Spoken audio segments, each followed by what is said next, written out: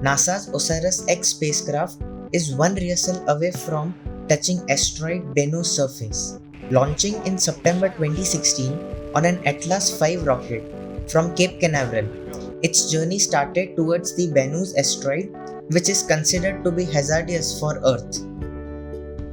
In August 2018, after 2 years of its launch, OSIRIS-X begins its approach phase, getting closer and closer and sending more clear data such as shape, color and size of Bennu's asteroid. After monitoring the data of Bennu's surface for months, finally a landing site, Nightingale, was selected for sample collection. On April 14, first rehearsal was made, which practiced the first two maneuvers of descent. But this time, the spacecraft will add a third maneuver called the match point burn and fly even closer to the landing site, reaching an altitude of approximately 40 meters before backing away from the asteroid. This second and final rehearsal will provide the team a chance to become more familiar to the navigating the spacecraft through all the descent maneuvers, while verifying that the spacecraft imaging, navigation and range system operates as expected during the event.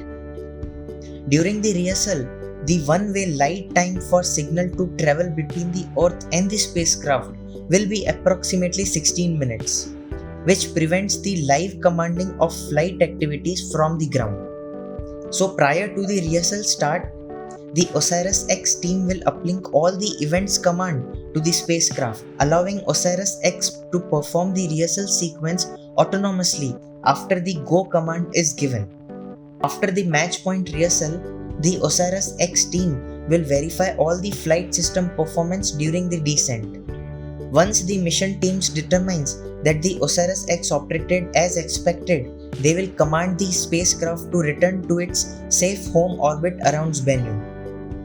In October 20, the spacecraft will travel all the way to the asteroid's surface during its first sample collection attempt. OSIRIS-X won't land on Bennu to gather the sample, but it will get very close. After descending towards the surface, a process that will take several hours.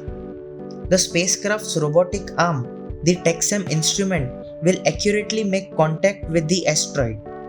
TEXM will release a burst of nitrogen gas to kick up loose dust and rock particles from the surface.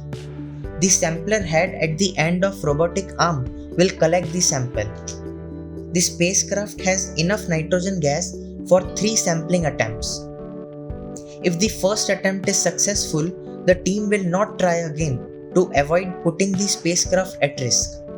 If it's not successful, the spacecraft can repeat the sampling maneuver up to 2 more times. Once a sample has been collected, the sampler head will be stored in the sample return capsule.